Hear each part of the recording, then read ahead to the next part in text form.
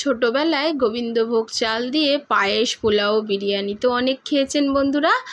আজ আমি আপনাদের সঙ্গে নতুনভাবে নতুন ধরনের গোবিন্দভোগ চাল দিয়ে দুর্দান্ত স্বাদের রেসিপি বানিয়ে দেখাবো।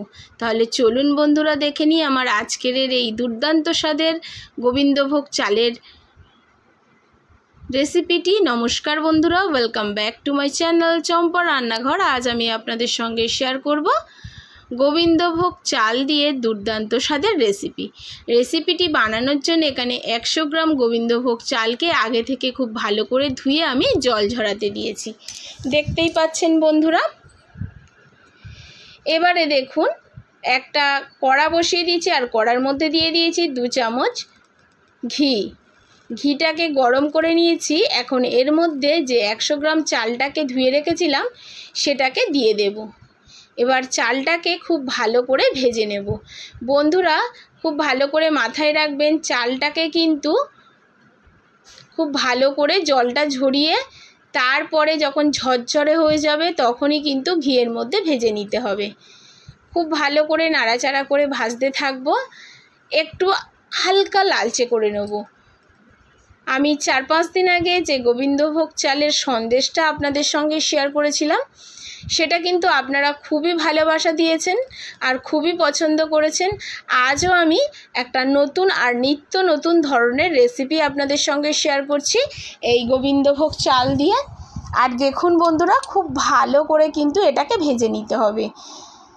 ভিডিওটি চলাকালীন ছোট্ট একটু অনুরোধ করে নেব বন্ধুরা, আর যদি আমার ভিডিও আপনাদের ভালো লেগে থাকে অবশ্যই লাইক, শেয়ার আর কমেন্ট করতে ভুলবেন না। প্লিজ বন্ধুরা, হাত জোর করে বলছি, প্রচুর শেয়ার করুন ভিডিওটিকে আর কমেন্ট করবেন যে আপনারা কোথা থেকে আমার ভিডিওটি দেখছেন। এখন দেখতে পেলেন একটা এলাচ দিয়ে আমি চালটাকে আবারও ভেজে নিচ্ছি।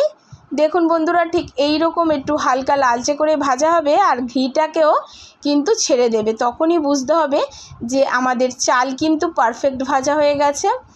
দেখতেই পাচ্ছেন এখন মিক্সিং জারে তুলে নিয়েছি আর এটাকে একটু ঠান্ডা করে নেব। এর মধ্যে দিয়ে দেব কিছুটা কাজু বাদাম। দেখুন বন্ধুরা, কিছুটা কাজু বাদাম আমি দিয়ে দিয়েছি। এখন এর একটা পেস্ট আমি বানিয়ে নেব। পেস্টটা কিন্তু হবে একটু গুঁড়ো গুঁড়ো টাইপের, অর্থাৎ সুজির মতো দানা দানা থাকবে, একদম মিহি পেস্ট কিন্তু হবে না এটা। দেখুন দেখিয়েও দিচ্ছি, একদম সুজির মতো হয়েছে। আর এটা ঠিক এই রকমই গুঁড়ো করে নিতে হবে চালটাকে। এবারে চলে যাব বন্ধুরা পরের প্রসেসে। দেখতেই পাচ্ছেন এখন দেখুন যে কড়াতে আমি চালটা ভেজে নিয়েছিলাম তাতে একটু ঘি রয়ে গেছে, সেই ঘিয়ের মধ্যেই কিন্তু এখন আমি চিনি দিয়ে দেবো। যে বাটি মেপে চাল নিয়েছিলাম সেই বাটি মেপেই আমি কিন্তু চিনিটা ব্যবহার করলাম। আর চিনিটাকে কিন্তু খুব ভালো করে ক্যারামেল করে নিতে হবে। ক্যারামেল হয়ে গেলে এর মধ্যে অল্প একটু জল দিয়ে আগে একটু নাড়াচাড়া করে নিতে হবে। তারপরে এর মধ্যে 500 গ্রাম দুধ আমি ঢেলে দেবো। বন্ধুরা, আপনারা যদি ডাইরেক্ট দুধটাকে এই ক্যারামেলের সঙ্গে দিতে চান অনেক সময় কিন্তু ক্যারামেলটা দুধটা কেটে যায় ক্যারামেলের দরুন, সেই জন্য আমি অল্প জল দিয়ে তারপরে দুধটা ঢালছি। আপনারা চাইলে ডাইরেক্ট দুধও দিয়ে দিতে পারেন, আবার সামান্য ক্যারামেলের সঙ্গে জল মিশিয়ে তারপরে দুধটা ব্যবহার করতে পারেন। তবে আমার মত যে একটু জল ব্যবহার করে তারপরে দুধটা দেওয়াই উচিত। এবারে দেখুন খুব ভালো করে চিনিটা যখন গলে যাবে তখন যে চালটাকে গুঁড়ো করে নিয়েছিলাম সেই চালটাকে দুধের মধ্যে দিয়ে খুব ভালো করে ফুটিয়ে নিতে হবে। এই সময় গ্যাসের ফ্লেমটাকে মিডিয়ামে রাখতে হবে বন্ধুরা।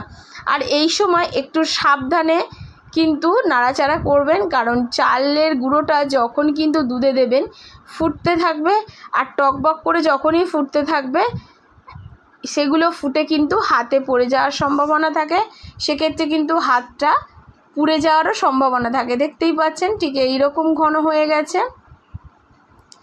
এখন এটাকে জাল করে করে যখন এইরকম একটা ডো টাইপের হয়ে আসবে তখন হাতে করে খানিকটা নিয়ে দেখতে হবে একদম নাড়ুর মতো হয়ে যাচ্ছে কিনা।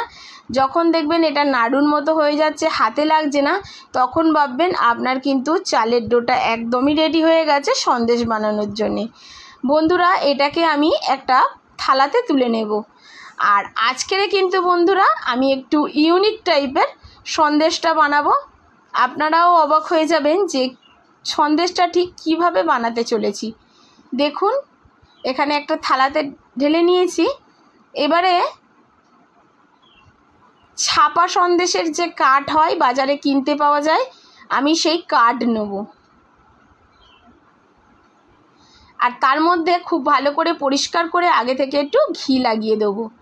এগুলো কিন্তু দোকানে বাজারে কিনতে পাওয়া যায় বন্ধুরা, এই রকম ছাপা সন্দেশের কাঠ। অবশ্যই আপনারা একবার দেখবেন। এবারে দেখুন হাতের মধ্যে একটু গোল করে আমি নিয়ে নিচ্ছি ওই চালের ডোটা। দেখুন একদমই হাতে লেগে যাচ্ছে না, ঠিক এই রকম ডোটা তৈরি করতে হবে। আর ঠিক এই রকমভাবে প্রেস করে কাঠের মধ্যে দিয়ে খুব ভালো করে প্রেস করবেন, তাহলে কিন্তু বন্ধুরা ডিজাইনটা খুব ভালো উঠবে। আর অবশ্যই ঘি দেবেন, ঘি দিলে কিন্তু চট করে ছেড়েও দেবে কাঠ থেকে। দেখতেই পাচ্ছেন কিভাবে বানাচ্ছি। এবার দেখুন খুলে দেখাচ্ছি। দেখুন বন্ধুরা, ছাপা সন্দেশ তৈরি হয়ে গেল কিন্তু আমার গোবিন্দভোগ চাল দিয়ে। এটা কিন্তু খেতে অত্যন্ত টেস্টি আর সুস্বাদু হয়ে থাকে।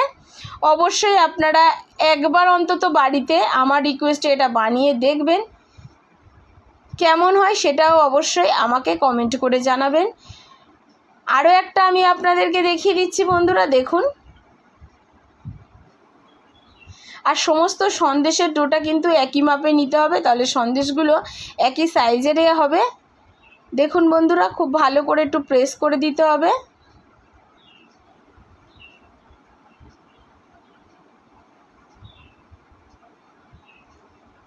এবারে দেখুন কাঠটাকে খুলে নেব, আর কত সুন্দর একটা ডিজাইন তৈরি হয়ে যাবে।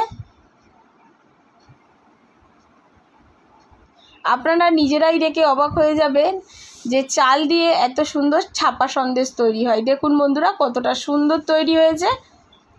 আশা করি আমার আজকের এই সন্দেশের রেসিপি আপনাদের ভালো লাগছে। সমস্তগুলোকে ঠিক এইভাবে বানিয়ে নিয়ে আমি ফিরে আসব।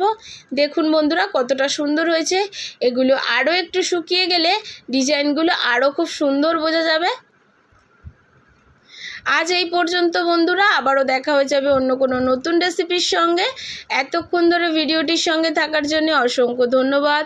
সুস্থ থাকবেন, ভালো থাকবেন আর আমাকে সাপোর্ট করবেন।